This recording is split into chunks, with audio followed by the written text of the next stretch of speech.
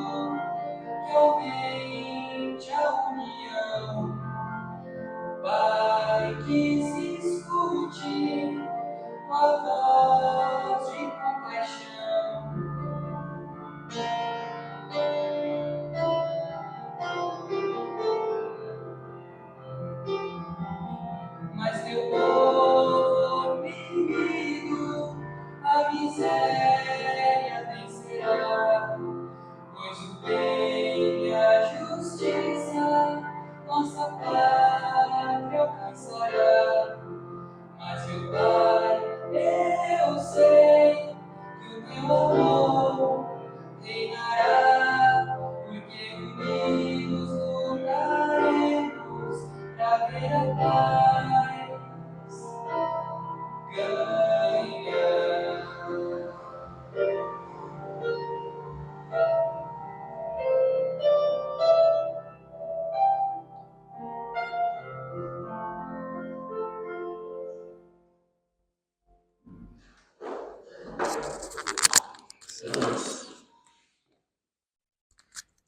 Obrigado, Josinho.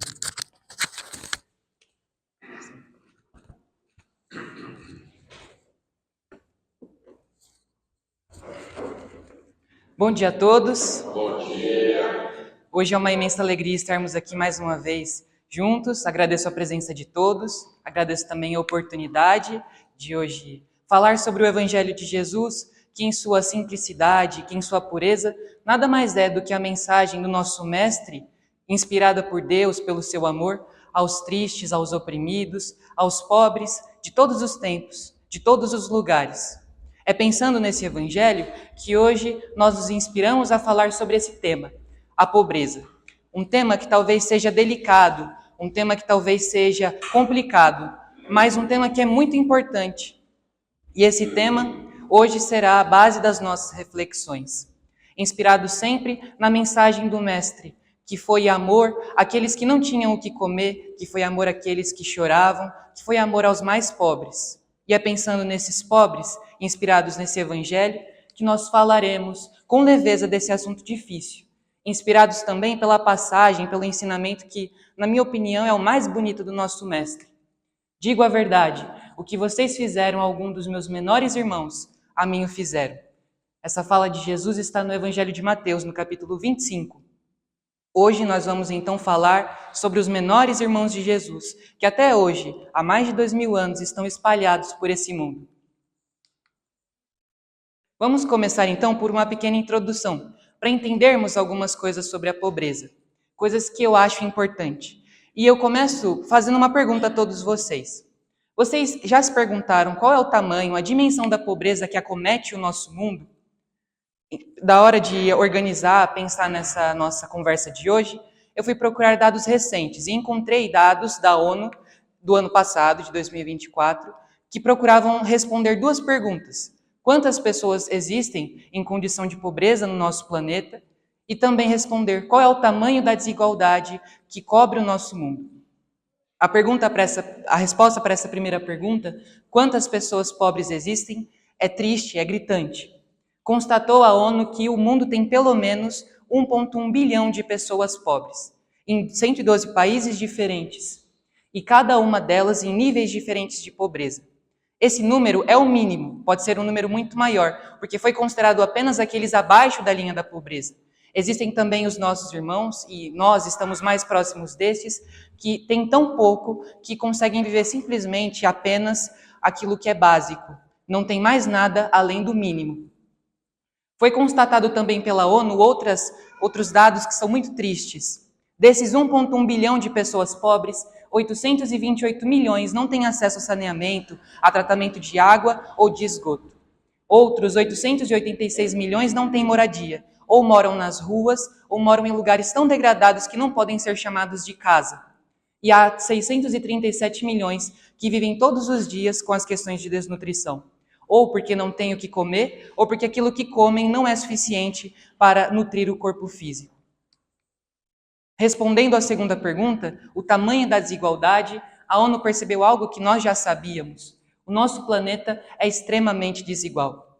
Pergunto então a vocês, com quanto por cento da riqueza dos mais ricos, da riqueza dos países mais ricos do nosso mundo seria preciso para acabar com essa condição de miséria, para que não houvessem mais 1 bilhão de pobres, para que houvesse saneamento, casa e comida? Seria 1%, 5%, 10% da riqueza do mundo? E a ONU nos disse que a resposta é nenhuma dessas porcentagens. A ONU constatou que a porcentagem com apenas 0,14% da riqueza dos mais ricos poderia se erradicar a pobreza, um número extremamente pequeno, que nos mostra que existem no nosso planeta a realidade de poucos com muito e muitos com absolutamente nada. Então, falando sobre esses números, nós os trouxemos não para apelar ao emocional, para simplesmente comover. Nós trouxemos esses números porque eles refletem a nossa realidade, refletem a necessidade de nós refletirmos, falarmos sobre justiça, falarmos de um mundo mais igual. E o Espiritismo pode nos servir de uma ferramenta muito útil para essas reflexões. Falando então do Espiritismo como essa ferramenta, é preciso também fazer um adendo. Kardec soube muito bem que a palavra dos Espíritos não é uma verdade absoluta. tem sempre o seu valor, mas não é uma verdade atemporal e absoluta. Os espíritos desencarnados, assim como nós, também têm as suas limitações, alguns os seus preconceitos, as suas intolerâncias. Alguns são mais progressistas, outros mais rígidos e conservadores, assim como nós que estamos aqui encarnados nesse mundo. Assim, foi o que aconteceu durante a codificação espírita. Kardec recebeu, ao longo das obras, diversas comunicações sobre a pobreza, umas mais progressistas, como de Cáritas, São Vicente, e outras mais rígidas, que falavam que a pobreza era um castigo, era natural e necessária. Outras que diziam que não era possível falar de um mundo sem pobreza, porque isso seria um erro. Nós, nessa manhã, optamos pelas mensagens trazidas pelos espíritos que falam de amor, de caridade, e para que nós nos compadecemos com as dores dos mais pobres. E, por fim, o nosso objetivo nessa manhã é o de proclamar igualdade, justiça e incentivar a maior rebeldia que há, a de amar uns aos outros e lutar pela causa dos mais fracos e oprimidos. Portanto, nós podemos começar a nossa reflexão de hoje partindo do começo. O primeiro entendimento que a doutrina espírita nos traz sobre a questão da riqueza e da pobreza é o entendimento de que elas são provas. Nos dizem, em vários momentos da codificação, que o espírito, antes de encarnar com seu livre-arbítrio, tem a possibilidade de escolher o gênero das provas. Ele não pode escolher coisas tão específicas, mas ele pode escolher qual será mais ou menos o tipo de provação que ele terá de enfrentar. E nos dizem as obras básicas que entre essas provas estão a pobreza e a riqueza. O mérito da pobreza estaria na paciência diante da privação, e o mérito da riqueza diante do bom uso dos recursos dados por Deus. Mas quando nós falamos da riqueza e da pobreza principalmente como uma prova escolhida individualmente, nós temos que tomar alguns cuidados. Quando tomamos a pobreza como uma simples prova, como um tipo de castigo, ela se torna algo normal, natural. E com essa naturalização da pobreza, todas as outras injustiças atreladas à miséria também se tornam comuns e naturais. Nós precisamos ter essa ideia de pobreza como prova de uma forma racional. Não podemos levar isso de forma irracional, porque aí nós deixaríamos de lado o aspecto social e coletivo da pobreza. No tempo de Kardec, era muito comum acreditar que as pessoas mais pobres estavam nessas condições porque elas queriam, porque elas tinham agido para isso. Hoje a ciência nos mostra que há problemas maiores e estruturais no que diz respeito à pobreza, que não é um problema simplesmente individual. Se a pobreza fosse, então, necessária e natural, não haveria motivos para nós agirmos contra ela, o que o próprio Espiritismo nos diz ser uma ideia tola, sem sentido. Vamos então falar sobre a origem da pobreza. E os Espíritos nos trazem, no livro 3º do Livro dos Espíritos, no item 3 e 4, coisas muito interessantes. Sobre a pobreza, nós sabemos que ela é um tipo de violência cruel e ela nasce de um único lugar, da desigualdade. Da desigualdade nascem também outras violências cruéis, o não ter o que comer, o não ter onde morar, o não ter possibilidades e oportunidades. Mas nós sabemos que o nosso mundo é muito rico, é muito grande. O nosso país é o maior produtor de comida, de alimentos e abastece e alimenta outros países. Então por que, sendo o Brasil um país que faz tanta comida, aqui ainda existem pessoas que passam fome? Sendo o mundo e o Brasil um lugar tão grande, por que ainda existem pessoas que moram nas ruas, que moram nas favelas, sendo que há terra e há espaço? Se são infinitas as possibilidades no mundo que nós vivemos, por que não há acesso a todos igualmente a essas oportunidades? A resposta é muito simples. Todos esses problemas vêm da desigualdade. E então por que há essa desigualdade? É o que os Espíritos nos vão responder a partir da questão 806. Vamos dizer primeiro que a desigualdade é uma obra puramente dos homens e ela é fruto, consequência direta do orgulho e do egoísmo e desaparecerá um dia com essas duas chagas da humanidade. Quando os homens, por fim, se entenderem irmãos uns dos outros e se amarem acima de tudo. Isso está escrito na questão 806. Já na questão 807, eles nos dizem que as desigualdades se agravam quando os homens abusam das posições que têm recebido na terra, quando há esse abuso do poder, quando o homem oprime e explora o homem. Os Espíritos continuam nessa questão e dizem: aquele que usar da sua posição elevada, que de graça foi dada, para pisotear e ferir os seus irmãos menores, este receberá as consequências das suas ações. Os Espíritos continuam nos dizendo que é preciso nós vencermos e superarmos essas desigualdades, alcançando uma sociedade baseada na igualdade, no bem-estar e na inclusão. Se não é possível igualdade absoluta de riqueza, os Espíritos nos dizem que é possível uma igualdade absoluta entre os homens, onde todos fazem parte da mesma forma do mundo em que vivem. A miséria e a pobreza, esses males, nos dizem os Espíritos, têm um responsável, uma sociedade que muitas vezes está baseada no egoísmo e, eu acrescento, na lógica do lucro, do dinheiro acima do bem-estar das pessoas. Essas duas questões, a 812 e a 813.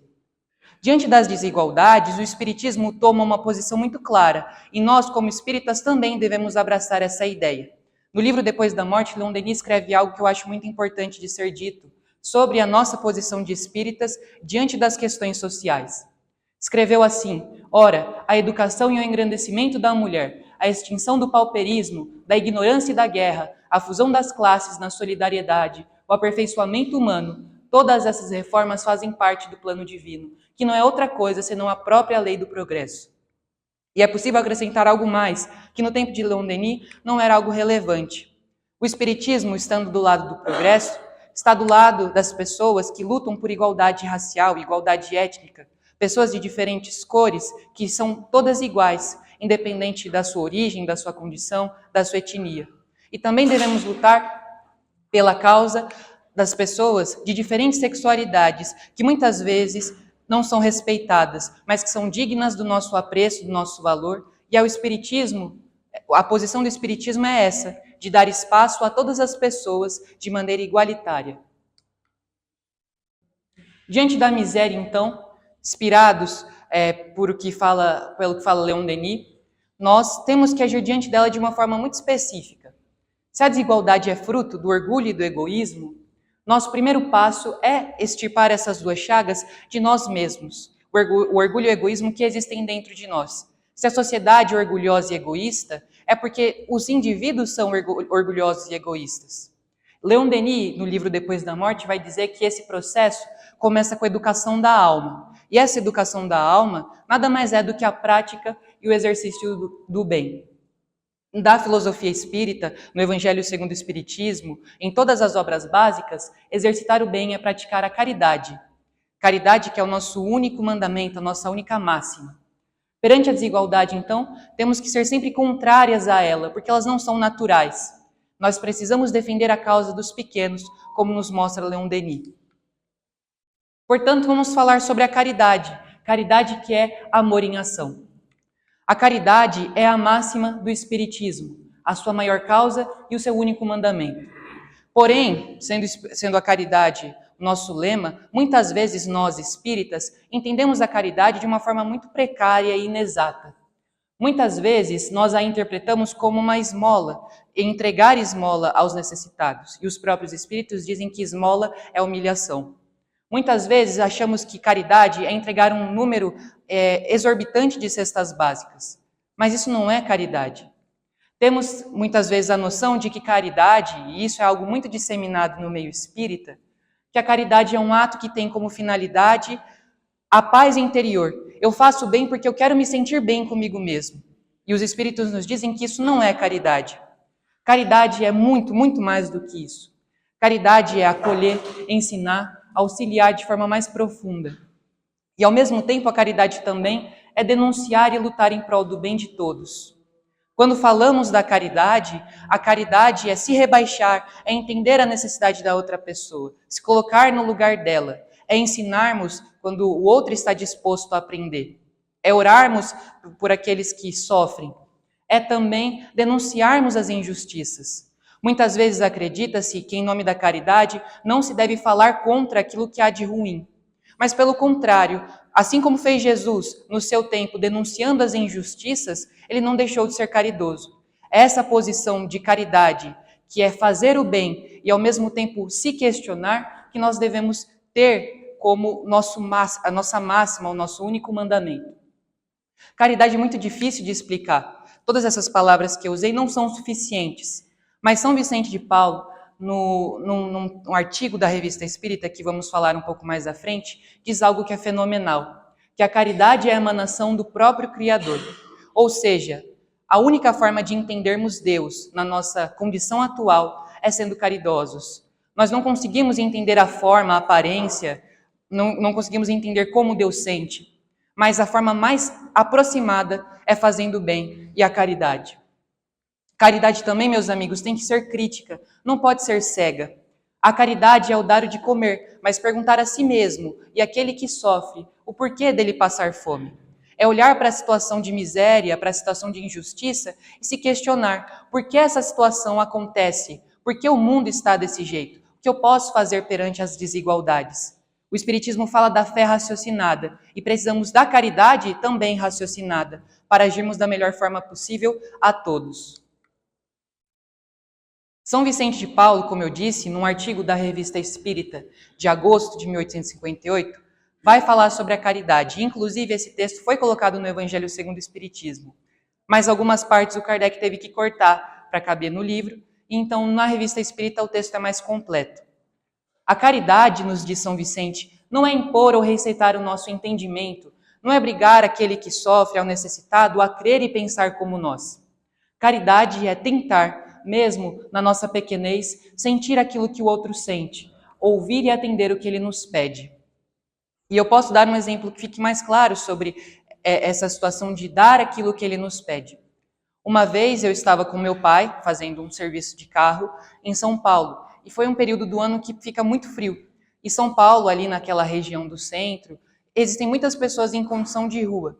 E então nós estávamos parados num semáforo e chegou um senhor, já aparente a sua condição de morador de rua, pedindo ao meu pai um pouco de dinheiro para que ele pudesse comprar cachaça. Porque naquele momento de muito frio, e ele vivendo naquela condição por tanto tempo, já não tinha mais o que aquecia o corpo dele. Ele já não conseguia mais tomar um café, já não era suficiente se agasalhar. Então ele chegou para o meu pai e pediu dinheiro para comprar cachaça. E eu já achei aquilo um absurdo. Como ele chega pedindo álcool.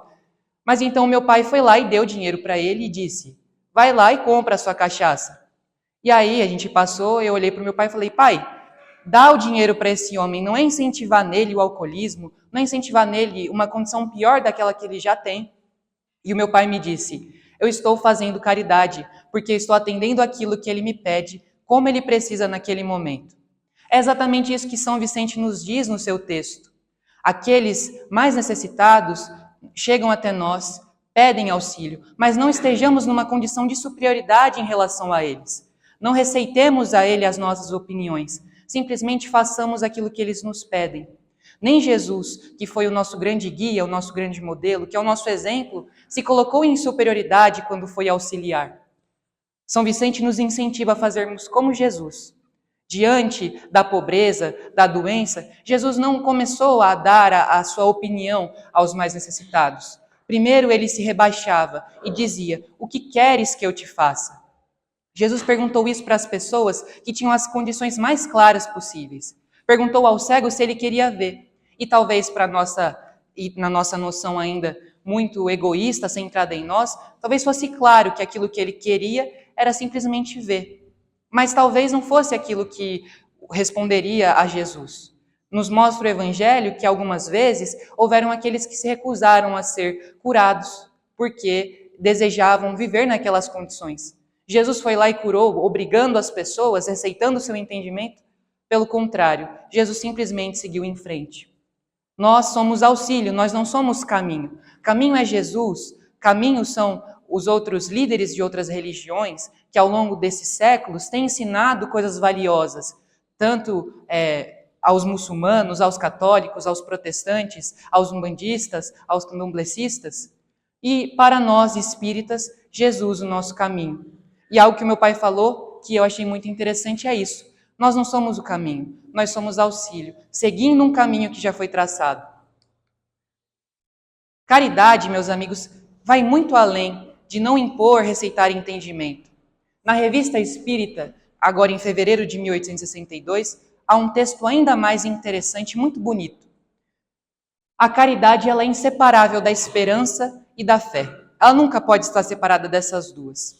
Caridade, nos diz os Espíritos, é a irmã do meio. A esperança é a irmã mais nova, a caçula, e a fé é a irmã mais velha. Os textos que estão contidos nesse artigo nos falam o seguinte, que a esperança, quando vê alguém necessitado e vê alguém que vai lá de forma caridosa auxiliar, sempre o acompanha, porque a esperança afasta o desespero. A esperança mostra e dá oportunidade às pessoas para que nasça o otimismo. A esperança consola os nossos irmãos necessitados. Ao mesmo tempo, quando somos caridosos, acompanhados da esperança, vamos sempre juntos da fé. A fé que é a força que sustenta os homens e ergue os seus horizontes. O texto nos fala que juntas elas são as únicas capazes de dizer aos oprimidos, que muitas vezes não veem horizontes, de que eles um dia estarão libertos daquilo que os oprime. São as únicas que podem mover o homem para a verdadeira comunhão com o seu próximo. São as únicas que firmemente dizem que a miséria será vencida.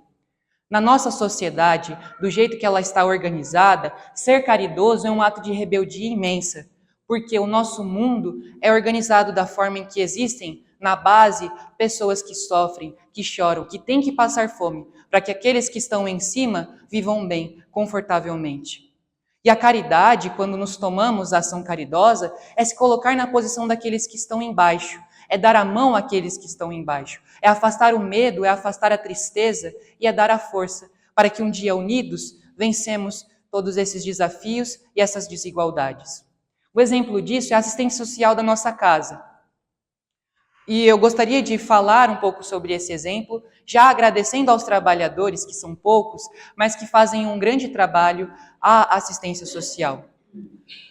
Muitas vezes, como dito antes, nós achamos que o que vale a pena é entregar centenas de cestas. Mas a nossa casa, por exemplo, já não tem mais a condição de fazer uma obra desse tamanho.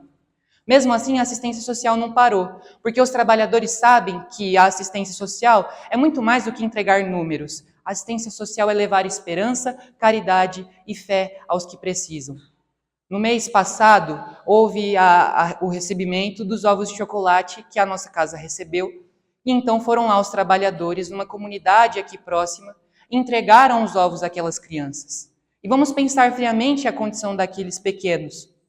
Muito provavelmente, naquele domingo de Páscoa, eles não teriam chocolate, não teriam um abraço, não teriam esse momento especial. Com certeza se sentiriam mal, com certeza achariam que não há oportunidade, não teriam esperança, e os pais não teriam fé, se sentiriam mal pela situação que os filhos estavam.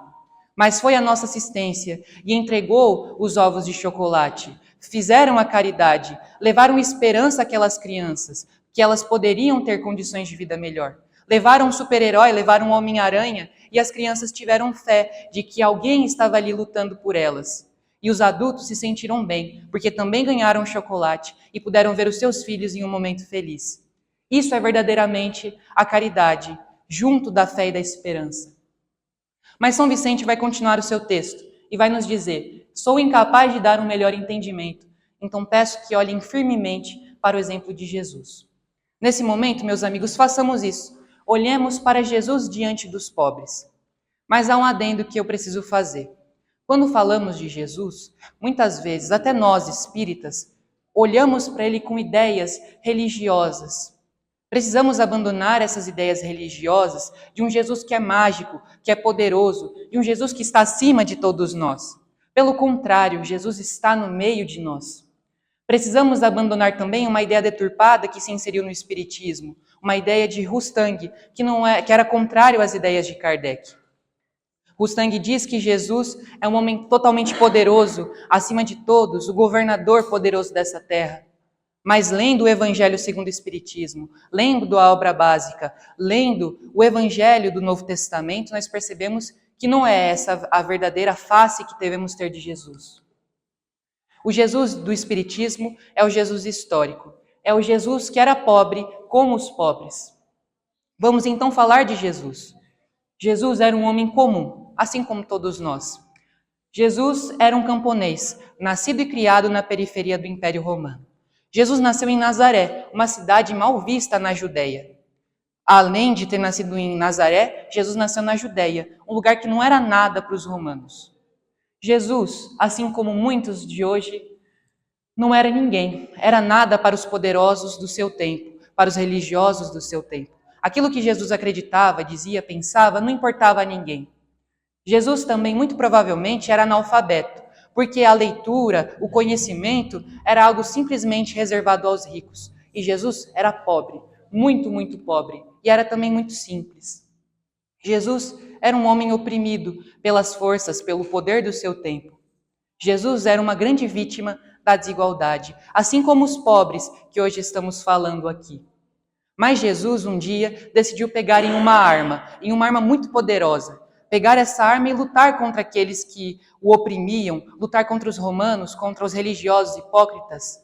E essa arma que Jesus escolheu contra as injustiças era o amor. Com essa arma tão poderosa, tão sublime, que não mata ninguém, Jesus começou a dividir, partilhar com os mais necessitados do seu mundo. Jesus dividiu essa arma com os pobres e com os miseráveis. Dividiu com os pescadores, que tinham que dar tudo aquilo que produziam aos romanos e aos judeus. Jesus dividiu esse amor com as prostitutas, que eram desrespeitadas naquele tempo. Deu também aos famintos, deu aos doentes que eram abandonados. Deu a sua arma do amor aos oprimidos. Quando Jesus começa a sua missão, a primeira coisa que ele faz é ir numa sinagoga. Na sinagoga, Jesus diz aos necessitados: vim trazer boas notícias aos pobres, libertar os cativos, pôr em liberdade os oprimidos. Jesus não entrou em um templo cheio de ouro, Jesus não começou a pregar o seu evangelho aos religiosos cultos do seu tempo. Jesus subiu nos altares da natureza, subiu os montes e, acompanhado de pessoas famintas, ergueu uma cesta cheia de pão e dividiu com todos aqueles que tinham fome. Ao mesmo tempo, multiplicou o conhecimento e o amor. Jesus também gritava sempre às multidões: bem-aventurados os pobres, porque vosso é o reino dos céus. E Jesus, diz os historiadores de hoje, tinha uma ideia, uma proposta de um reino que não era um reino, uma promessa para a vida após a morte. Um reino que era político, um reino que começava aqui, um reino que era novo diante do mundo. E o reino de Jesus não é deste mundo porque imperava nesse reino a justiça de Deus acima das injustiças dos homens.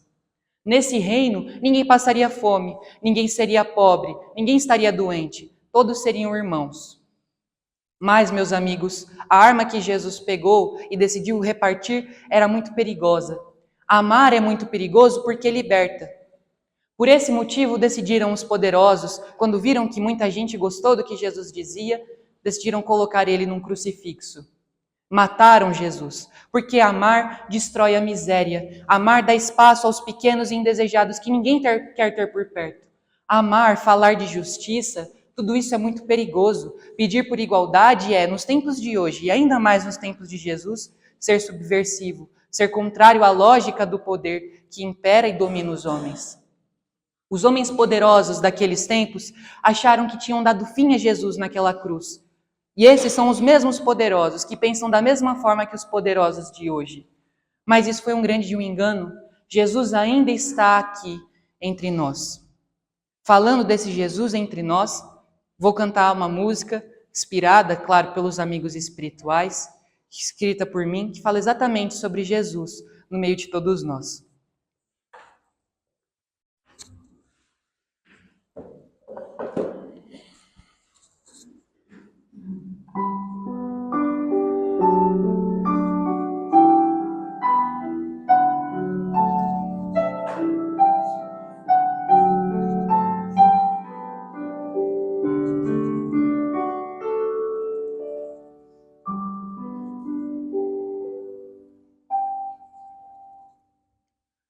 Há um pobre no meio de nós, largado, jogado ao chão, que em voz tingida de dor implora por mais compaixão.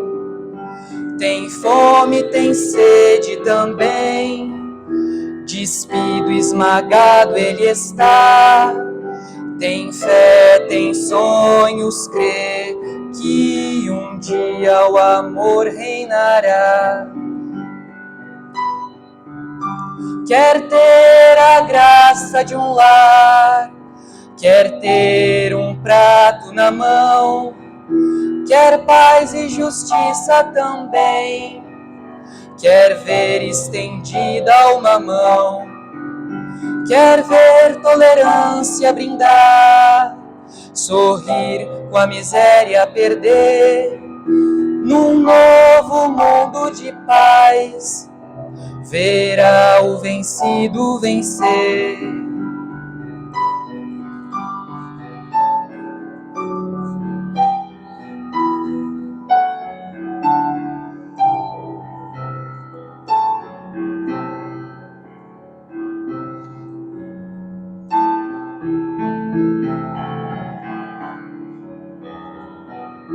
Tem fome, tem sede também, despido, esmagado ele está. Tem fé, tem sonhos, crê que um dia o amor reinará. Um dia o povo dirá: quem é esse pobre comum? E choroso ele responderá: eu sou apenas Jesus.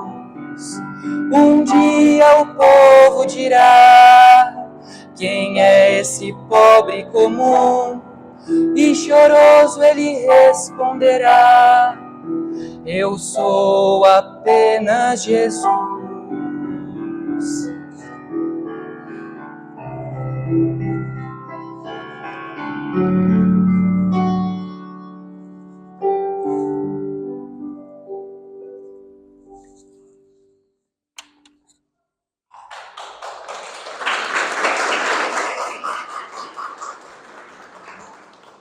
Jesus é um pobre que está no meio de nós. Isso não é algo que eu inventei. Foi o próprio Jesus que disse isso. Junto aos seus discípulos, ele começou a dizer: eu tive fome e me destes o de comer. Eu tive sede e me destes o de beber. Eu estava nu e me destes o de vestir. Eu estava doente, eu estava preso e vocês foram me visitar. E então os discípulos, curiosos, disseram: mas mestre, quando nós fizemos isso a você? E então Jesus disse aquilo que nós começamos a dizer no nosso início da reflexão. Toda vez que você faz ao menor dos meus irmãos, não faz só por eles, mas faz também por mim. Jesus, meus irmãos, sou eu. Jesus, são todos vocês que estão sentados. Ao mesmo tempo, Jesus é um morador de rua, um bêbado jogado no meio-fio de alguma rua por aí. Jesus é um homem que está pedindo esmola num semáforo. Jesus é também a mãe que vê os filhos passando fome, tira da sua própria boca e dá a eles. Jesus é a mulher trans que muitas vezes não tem oportunidade, não é acolhida e tem como única saída vender o seu próprio corpo para sobreviver. Jesus é a doméstica que trabalha na sua casa e na casa dos outros para sustentar a sua família. Jesus é um doente que está abandonado em um hospital qualquer. Jesus é também um preso porque roubou um supermercado porque tinha fome e agora, quando sai da prisão, já não tem mais ninguém, ainda mais, olhando por ele. Jesus, meus amigos, é o pobre que está no meio de nós. Jesus é um pobre no meio de nós e por isso devemos amá-lo, cuidar dele. Jesus está sendo todos os dias pisoteado pelos poderosos, como um dia pisotearam no nosso Mestre. Cuidemos do Jesus que está largado nas ruas, do Jesus que está passando fome em alguma favela, do Jesus que todos os dias, com certeza, passa necessidade. Hoje, meus irmãos, não é um erro, eu tenho certeza absoluta que algum Jesus vai dormir sem comer, vai passar fome. Algum Jesus vai dormir na rua porque não tem casa, não tem moradia. Algum Jesus vai chorar porque não tem dignidade, porque está sendo violentado em nome do dinheiro e em nome do lucro. Não deixemos, meus amigos, Jesus padecer na miséria, que muitas vezes lhe é imposta, que muitas vezes lhe é infligida por aqueles que têm mais. Diante desse Jesus pobre, sejamos caridosos. Façamos o que o próprio Jesus nos ensinou. Jesus nos ensinou a servir os nossos irmãos em todos os momentos que tivermos oportunidade. Jesus ensinou a lavar os seus pés. Jesus lavou de forma denotativa, real, no sentido real das palavras, os pés dos seus discípulos.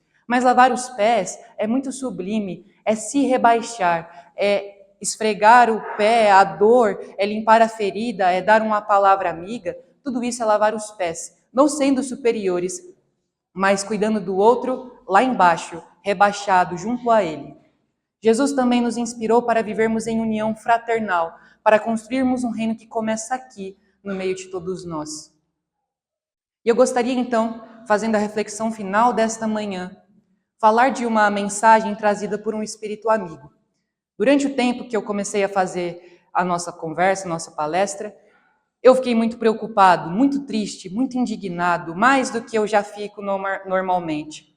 E fiquei pensando em mudar o tema, fiquei pensando em desistir, fiquei com medo daquilo que eu ia dizer. Tanta injustiça, tanto sofrimento, e eu inquieto. Mas então esse amigo, durante um estudo do Evangelho, vendo a minha necessidade, o meu sofrimento, chegou e disse assim: quantas vezes nós não temos entre nós pobres que demonstram incontáveis grandezas? E ele disse mais. Ele me disse que a verdadeira miséria é a falta da sensibilidade, é a falta de fé, é a falta de confiança e principalmente a falta de amor. Meu amigo me disse também que nós devemos lutar por um mundo justo e igualitário, servir os mais pobres, lutar por uma sociedade amiga. E isso significa não se submeter a essa verdadeira miséria, a falta de amor.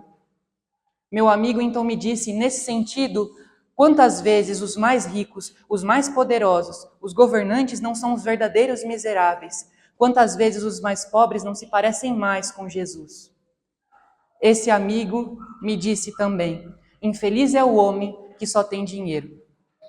Uns dias depois, continuando inspirado pelas palavras do meu amigo, eu escrevi esse texto que a minha irmã está entregando e fiz esse desenho. E para fechar a nossa conversa de hoje, deixando claro que não devemos nos submeter à verdadeira miséria da falta de empatia e de amor, eu gostaria de fazer uma leitura. O texto é Jesus e o seu papelão. Jesus é um pobre deitado no chão. Não tem poder, não é ninguém, tem só sua pobreza e o seu papelão. Pobre Jesus, será que é alguém? Sua calçada virou seu lugar. Afinal, não é digno nem da favela. Não tem pratos ou o que cozinhar. Não tem fogão, muito menos panela. Jesus é um sem-teto, ali deitado, abandonado por quem tem demais. E o pobre Jesus, ignorado, chora todo dia implorando por paz. Ele se pergunta: quem olha para mim? Quem vem me acolher? Quem vem me escolher? Pobre Jesus, repete todo dia assim: que esse mundo venha me conhecer. Jesus, deplorável, vive de esmola, condenado por quem não acredita. Se culpa sempre porque não teve escola, casa, emprego ou direito à vida. Não lhe deram nada, nenhum pedaço de pão. Dormirá de barriga profundamente vazia. Dilacerado, esmagado teu bom coração, sonhando em vão com certa alegria. No dia seguinte, vizinhança de pé. Quem é o indigente morto no chão? Apressados, o ignoram, correm sem fé. Mal sabiam eles que era Jesus e o seu papelão. Jesus, meus amigos, somos todos nós. Jesus é o que mais sofre. Jesus é o que vem padecendo dia a dia. Não nos deixemos levar pela verdadeira miséria, como nos disse esse amigo amado. A verdadeira miséria que nos torna insensíveis, sem amor, sem empatia. Gostaria de agradecer a todos e desejo fielmente de que essa palavra, esse conforto, esse carinho, essa mensagem possam servir de alguma coisa àqueles que conseguiram entender aquilo que eu disse. Muito obrigado a todos, obrigado pela presença, pela atenção. Agradeço também ao nosso mestre, que é esse pobre que nos inspira ao bem, e a esse amigo que trouxe essa grande mensagem a todos nós.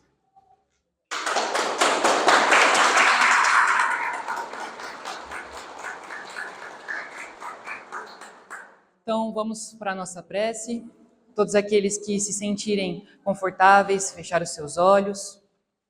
Obrigado, Jesus, por mais este domingo, por mais essa semana que se inicia, que nós possamos estar inspirados, intuídos, amparados pelo seu amor. Que diante das injustiças que estão ao nosso redor, sejamos caridosos, que levemos a esperança, o amor e a fé. Possamos estar amparados pela sua mensagem que nunca, jamais deixemos ser os verdadeiros miseráveis do mundo. Que assim seja, graças a Deus.